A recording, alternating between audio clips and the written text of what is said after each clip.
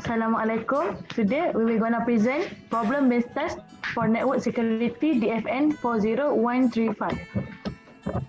Okay, next, I want to explain about goals of security policy. First, confidentiality involves the protection of asset from unauthorized entities. Okay, confidentiality ini bermaksud menghalang pengguna yang tidak dibenarkan mengakses maklumat untuk melindungi privasi kandungan maklumat. Kerahsiaan dijaga melalui sekatan akses. Pelanggaran kerahsiaan boleh berlaku kerana kesalahan manusia, perkongsian yang tidak disengajakan atau kemasukan yang berniat jahat. Okey, confidentiality ni dia more tu kepada menjaga kita punya privasi data. Bila data tu hilang ataupun bocor, dia bermaksud dah melanggar satu goals of security policy iaitu confidentiality. Second, integrity. Ensure the modification of asset is handled in a specified and authorized manner. Okey, maksud integrity pula ialah memastikan kesahihan dan ketepatan maklumat. Integriti dijaga dengan membatasi izin untuk menyunting atau kemampuan mengubah maklumat. Kehilangan integriti boleh berlaku apabila maklumat analog tidak dilindungi oleh keadaan persekitaran maklumat digital tidak dipindahkan dengan baik atau ketika pengguna membuat perubahan yang tidak disetujui.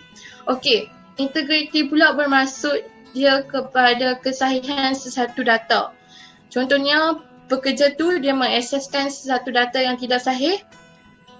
Maksud dia, dia salah di sisi integrity goals of security policy. Sebab integrity ni dia menjaga kita punya kesahihan data dan ketepatan. Kita tak boleh nak sesuka hati mengakses ataupun membuat satu data yang palsu. Okay, third, availability. Availability is a state of a system in which authorized user have continuous access to set asset. Okay, maksud availability pula ialah memastikan bahawa pengguna yang diberi kuasa dapat mengakses maklumat dengan pasti. Ketersediaan dijaga melalui kesinambungan prosedur akses. Sandaran atau penduaan maklumat dan penyelenggaraan sambungan perkerasan dan rangkaian. Kehilangan ketersediaan dapat terjadi ketika jaringan diserang akibat bencana alam atau ketika perangkat klien gagal. Availability ni dia macam contohlah dalam syarikat tu dia ada seorang pengarah. So pengarah tu dia boleh akses maklumat. Dia ada kuasa untuk akses maklumat dengan pastinya. Lepas tu ketersediaan juga dijaga melalui prosedur untuk kita akses maklumat tersebut. So bila seseorang tu diberi kuasa untuk akses, orang lain tak boleh akses benda tu. Untuk orang yang diberikan kuasa sahaja boleh akses sesuatu data tu. Itulah maksud availability. Okay, next I want to explain about structure of security policy. First, data support and operation. Data protection regulation. System that store personal data or other sensitive data must be protected according to organizational standards, best practice, industry compliance standards and relevant regulation. Most security standards require at a minimum encryption, a firewall and anti-malware protection.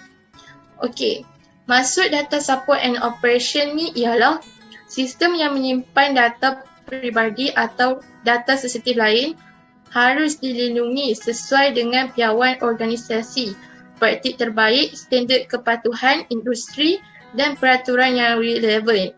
Sebilangan besar standard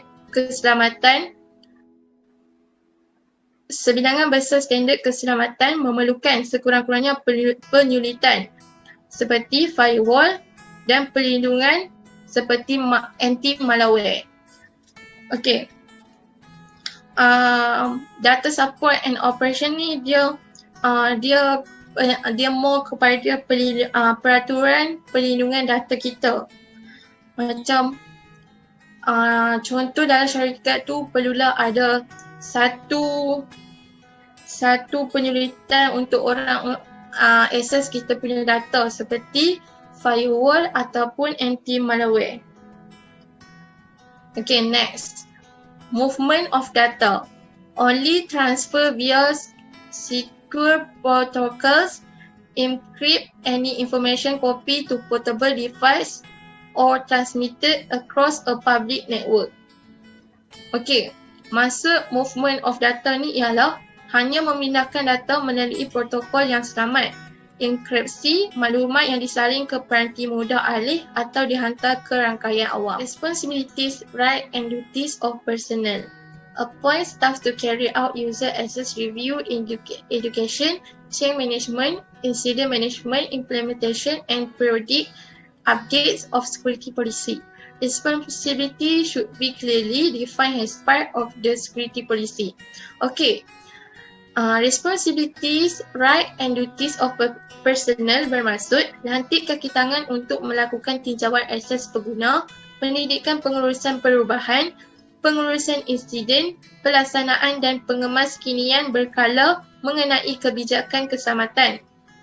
Tanggungjawab harus ditentukan ataupun dijalankan dengan jelas sebagai sebahagian daripada polisi keselamatan. Okey. Kat sini dia cuma terangkan contoh satu syarikat tu dia kena lantik beberapa orang untuk carry out user access review, education, change management, incident management, implementation and periodic updates of the security policy. Jadi bila orang-orang ni dilantik dalam syarikat tu, orang-orang ni perlu jalankan responsibilities tu dengan bijak sebab tanggungjawab yang diberikan kepada mereka ni adalah sebahagian daripada security policy dalam syarikat. So kalau benda tu mereka tak buat dengan baik, tanggungjawab tu mereka tidak lakukan dengan baik, data dalam syarikat tu mudah bocor atau orang lain dapat akses data tersebut. Okay, next. Security awareness and behavior. Share IT security policy with your staff.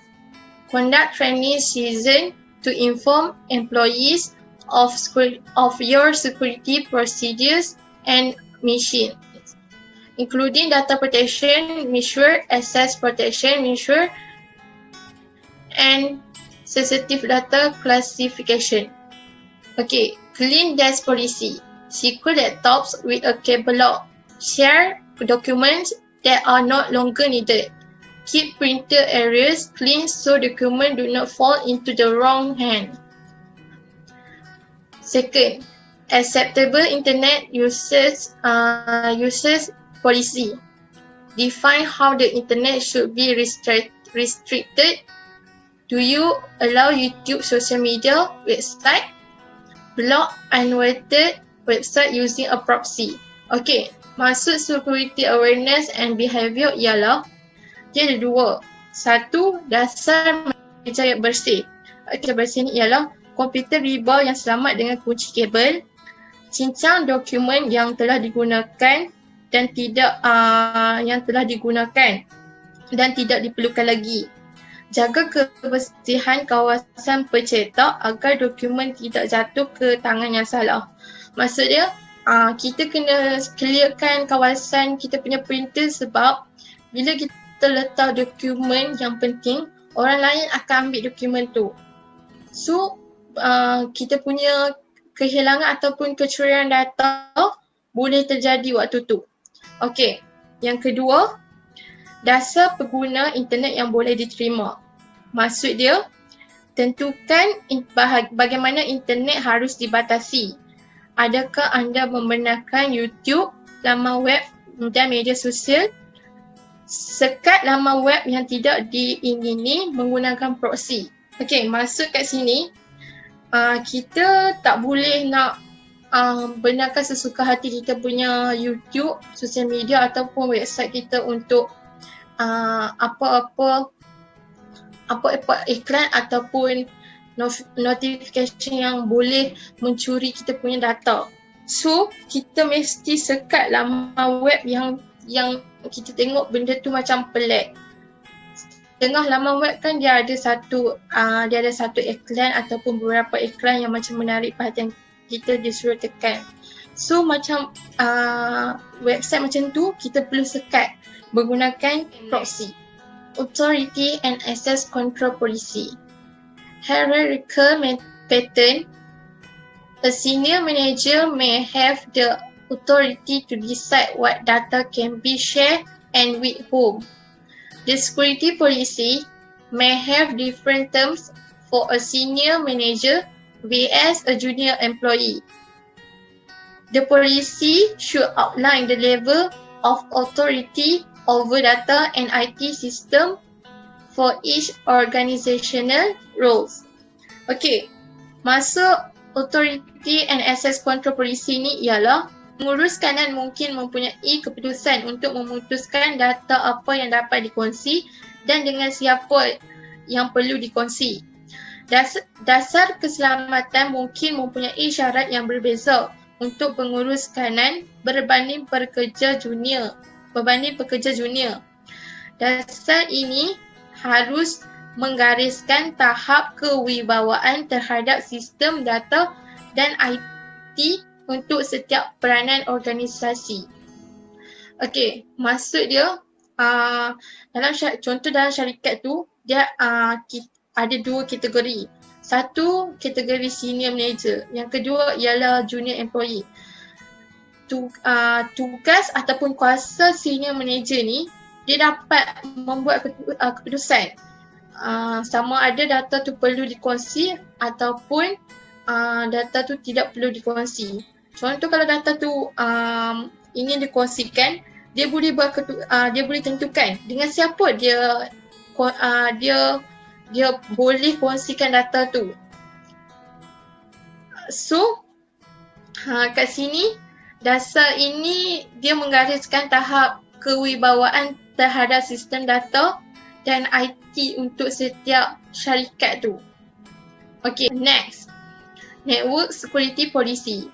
User are only able to access company networks and server via unique login that demand authentication, including password, biometric, ID card, or tokens.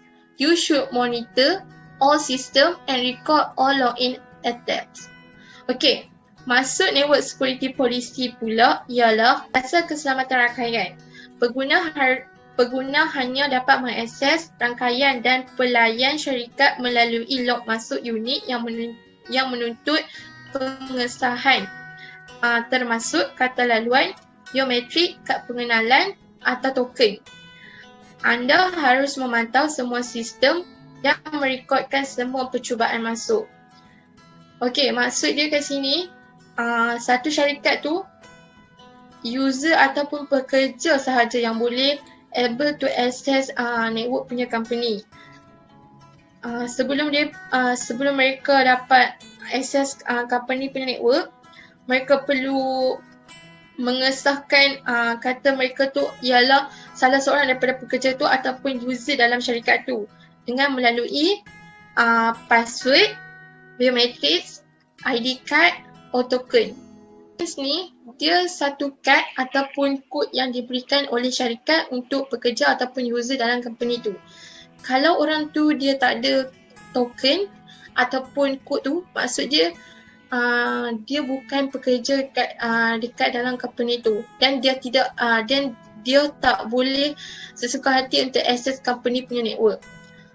Lepas tu, network security policy ni juga untuk monitor all system and record all login attempts ni bermaksud kita perlu monitor setiap sistem dan merekodkan semua percubaan masuk setiap pekerja supaya kecurian ataupun pekerja yang tidak dibenarkan masuk dalam syarikat kita ni tak berlaku. Sekian, yang tu saja. Standard, guideline and procedure of security policy. First, information security policies are high-level plan that describe the goals of the procedure. Policies are not the guideline or standard, not are the procedure or control. Policies describe the security in general term, but not specific. They provide the blueprint for an overall security program, just a specification define your next program. This is a question that always arises when people are told that procedure are not the part of policy, but actually procedure are implement details. A policy is a statement. So maksud dia kat sini, polisi ni dia adalah satu benda yang merangkumi dalam prosedur.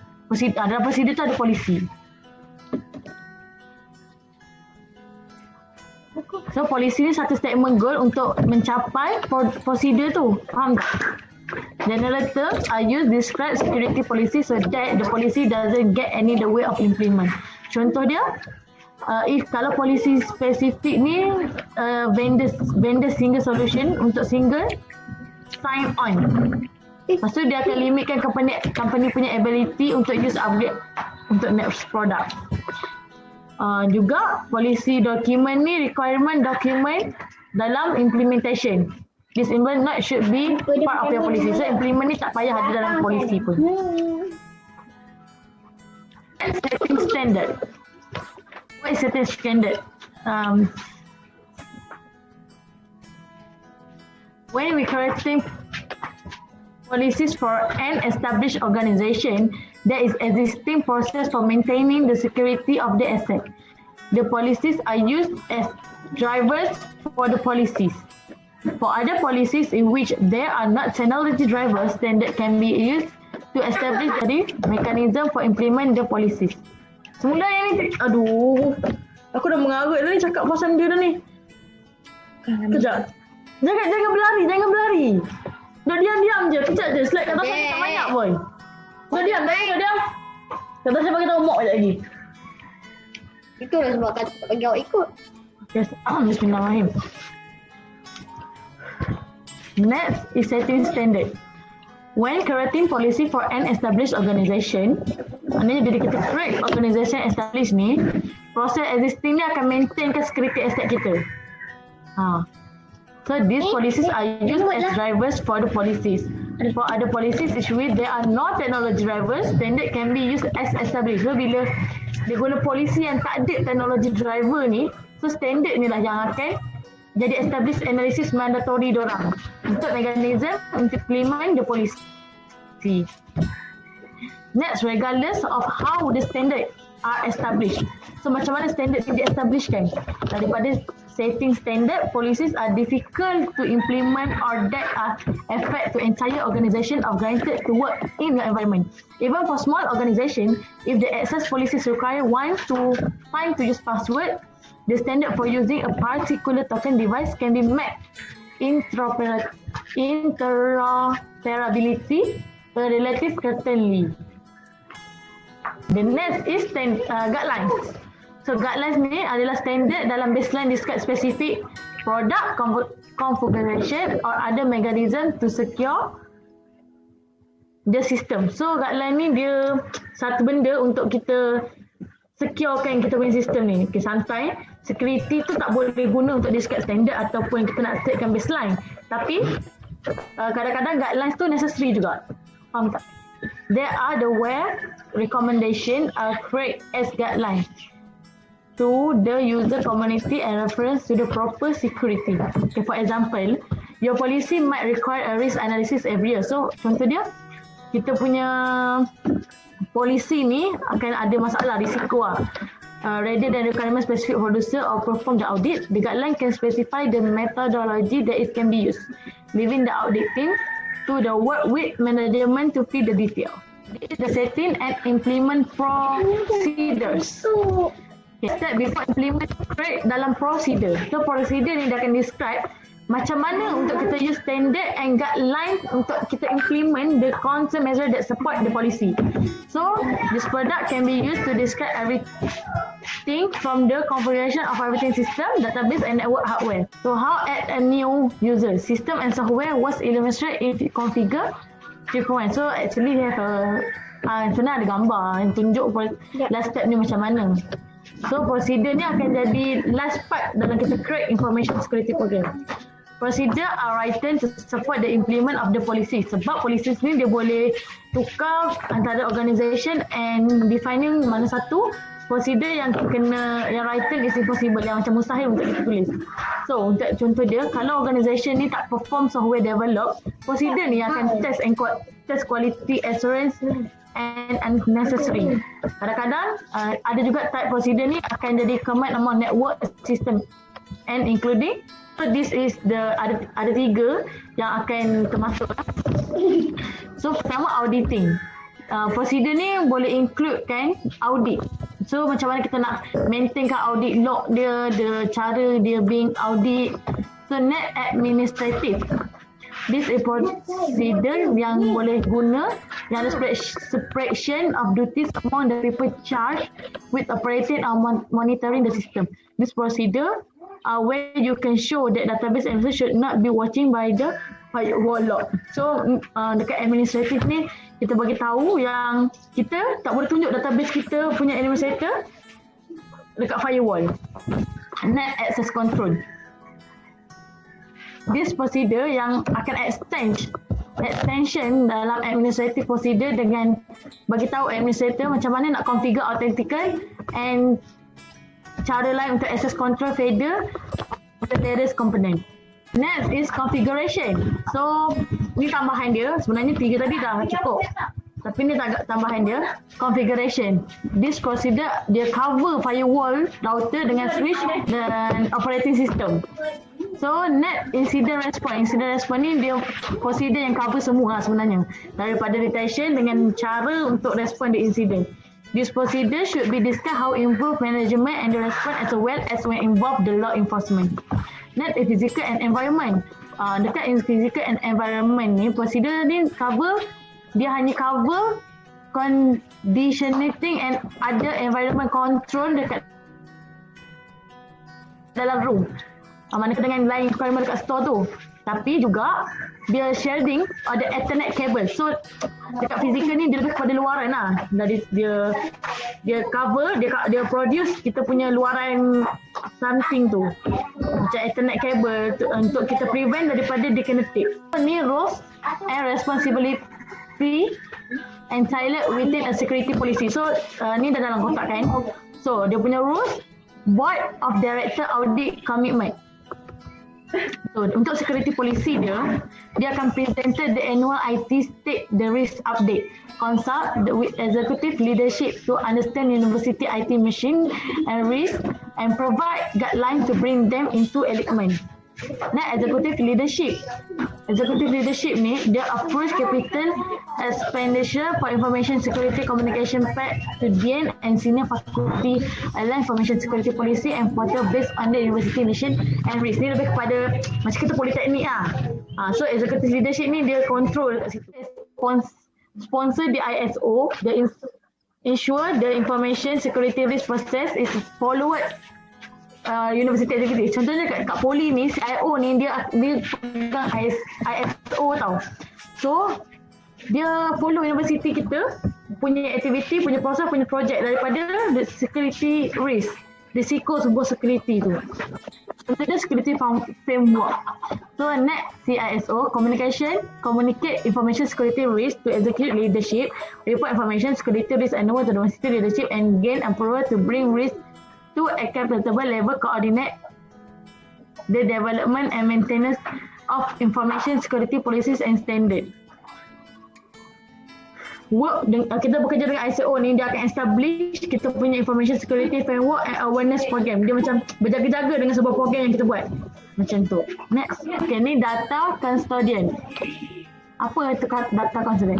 Data custodians ni adalah implement untuk enforce university policy standard and guideline for institutional information within the designated data set accountable for the security, privacy, data definition, data quality, and compliance to the data management policy and standard for the specific data domain. Has primary responsibility for the quality, privacy, and security of designated data set. Insecure access to the data, authority, and control it. Technical processes sustain data integrity and technical control safeguard data. Work with the system, custodian, and ensure the information we has been classified, confidential or protect others university information skill. So ni dia macam menjaga je lah data tu. By the concept of security awareness and how to achieve security awareness through education and training. Program kesedaran keselamatan bertujuan untuk melatih pengguna mengenai potensi ancaman terhadap organisasi dan bagaimana menghindari situasi yang membahayakan data organisasi. Ini juga merupakan pengetahuan dan praktik kumpulan dari organisasi mengenai perlindungan fizikal terutamanya maklumat dan aset organisasi. Untuk latihan yang kerap sangat baik untuk organisasi. Ancaman cyber terus berubah menjadi program latihan harus cukup dengan kecekapan dan kewibawaan dalam memberikan informasi mengenai ancaman terbaru. Okey, untuk pendidikan pula, kemahiran dan atau pengetahuan yang diperoleh atau dikembangkan dapat diproses dalam pembelajaran yang mengamalkan kesedaran keselamatan. Okey, next adalah dengan melaksanakan kempen kesedaran ni, dengan perspektif keselamatan sangat dititik beratkanlah untuk memperbaiki tingkah laku dari segi keselamatan maklumat. Security data lah. Di samping itu, latihan dan pelajaran juga menjadikan pengguna berpengetahuan dan bertanggungjawab kerana mereka diajar amalan yang betul dalam organisasi ini. Ini adalah salah satu asas utama dalam mewujudkan persekitaran yang selamat untuk mengatasi berlakunya faktor kurangnya kesedaran dalam aspek keselamatan. Okay. Explain how to respond to security breach. Step 1. Don't panic. Assemble a task force. Requires a clear and established response protocol in order to help people in dealing with high pressure situation, and event management plans need to follow the prescribed protocol. Detailed investigation should be expressed in depth and detail. Having the right team in the job is very important. A leader must also have a responsible nature as a wall to respond to violation also. Act to report the matter to top management. So kat sini maksud dia adalah step pertama adalah jangan panik dan kumpulkan pasukan petugas. Memerlukan protokol tindak balas yang jelas dan mantap dapat bantu menangani situasi tekanan tinggi dan rancangan pengurusan acara perlu mengikut protokol yang ditetapkan. Okey, penyelidikan yang terperinci ditekankan secara mendalam dalam hal ini supaya mempunyai pasukan yang tepat dalam pekerjaan. Seseorang pemimpin harus mempunyai sifat bertanggungjawab secara keseluruhan untuk bertindak balas terhadap pelanggaran. Okey, next adalah step 2, containment. The task force must first identify the cause of breach and ensure that it is maintained and curable. Remembering or deleting information such as asking an international receipt to destroy a copy, to turn off a link that has been miswritten, recall the email in order to respond properly. Okey, step 2 ni maksud dia pasukan petugas mesti mengenal pasti punca pelanggaran terlebih dahulu dan memastikan ia dapat dikekalkan dan dibendung. Kategorinya adalah mengingatkan atau menghapuskan maklumat seperti meminta penerima yang tidak disengajakan untuk memusnahkan salinan atau mematikan pautan yang telah ditulis dengan salah, ingat semula email agar dapat menjawab dengan betul. Yang kedua adalah mengakses rangkaian melumpuhkan untuk komputer telah diketahui jangkitan virus atau phishing hazard. Okay. Menetapkan semula kata laluan untuk akaun pengguna yang dikompromi dan menasihati pengguna untuk menukar akaun lain menggunakan kata laluan yang sama. Okay. Assess the extent and severity of the breach. Take conservative approach such as making estimates to identify who and what has been affected. If the data has been encrypted or anonymized, it has lower risk of danger and unintentional. Okay, step 3 ni menerangkan menilai tahap dan keterukan pelanggan. Ambil pendekatan konservatif seperti membuat anggaran untuk mengenal pasti siapa dan apa yang telah terjejas. Okay, sekiranya data telah dienkripsi atau nama, ia mempunyai risiko bahaya yang lebih rendah dan tidak disengajakan. Okay, step yang keempat adalah notification. Dengan menukar kata laluan, membatalkan kredit atau memantau, penyata bank dapat melindungi pengguna daripada menjadi mangsa. Pemberitahuan harus dipraktikkan sebagai langkah berjaga-jaga untuk melindungi diri. Sebagai tambahan, pengguna perlu memberitahu institusi kewangan supaya mereka dapat melihat atau mengkaji transaksi yang mencurigakan. Alright. So yang langkah kelima adalah action to prevent future breach.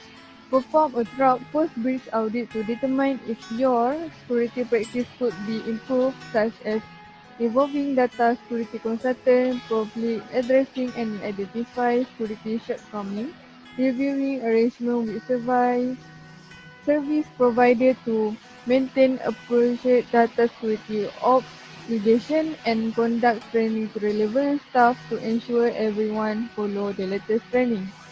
Di sini dia terangkan pasal lakukan audit pasca pelanggaran secara menyeluruh untuk menentukan apakah amalan keselamatan dapat dibaiki seperti melibatkan perunding keselamatan data, segera mengatasi segala kekurangan keselamatan yang dikenapasti, meninjau pengaturan dan menyediakan perkhidmatan dan untuk menjaga kewajipan keselamatan data yang sesuai. Okey, selain itu mengadakan latihan pada kaki tangan yang berkaitan untuk memastikan semua orang mengikut latihan terkini. Next, apply at least one security incident response tools for security testing, iaitu SolarWinds. SolarWinds have extensive and good log reporting and management real-time response. It can analyze and identify, explore and threat in the areas such as window, event, log to enable the team to monitor and deal with the system against threat. The visualization tool belonging to security event manager is very easy to use, which allow user to identify suspicious activity or anomalies. In addition, it also has a detailed dashboard and easy to use while getting support from developers. So, tool yang terbaik untuk security incident response adalah SolarWinds. SolarWinds ni dia mempunyai pengurusan log yang luas, tindak balas masa yang nyata, ia dapat menganalisis dan mengenal pasti eksploitasi dan ancaman. Memantau pasukan atau menangani sistem terhadap ancaman. Okey, alat visualisasi yang dimiliki oleh security event manager sangat mudah digunakan. Ia boleh mengenal pasti aktiviti atau anomali yang mencurigakan. Alright. Okay, step yang pertama adalah get the installer. If you are new to SolarWinds, you can download a trial version of any product from the product page. If you are a Solar Wine customer, download the Orient installer from the customer portal. Run the installer on the primary Orient server. Okey, jalankan fail pemasangan pada pelayan Orient utama sebagai pentadbir. Sekiranya produk platform Orient di persekitaran baru, dia akan keluar halaman page selamat datang. Welcome page. Okay, next step 3. Complete the configuration. Sekiranya konfigurasi pangkalan data diperlukan, wizard konfigurasi akan dibuka secara automatik. Dia bergantung kepada produk. Wizard mungkin merangkumi pilihan dan halaman yang tidak dijelaskan. Pada halaman pengaturan pangkalan data, pilih pangkalan data Orient yang ada atau buat pangkalan data baru untuk pemasangan baru dan klik seterusnya. Pada on the database account page, create an account or specify an existing account that pulling engine and Orient web console will use to access database. The account can be Windows or SQL Server account. On the website setting page, select all unsigned and list your environment require a specified IP address for the Orient website. If SSL is selected, port 443 is used, otherwise port 18 is used.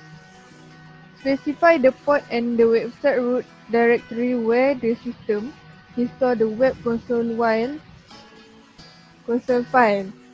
To configure SSL, click enable HTTP and select your SSL certificate.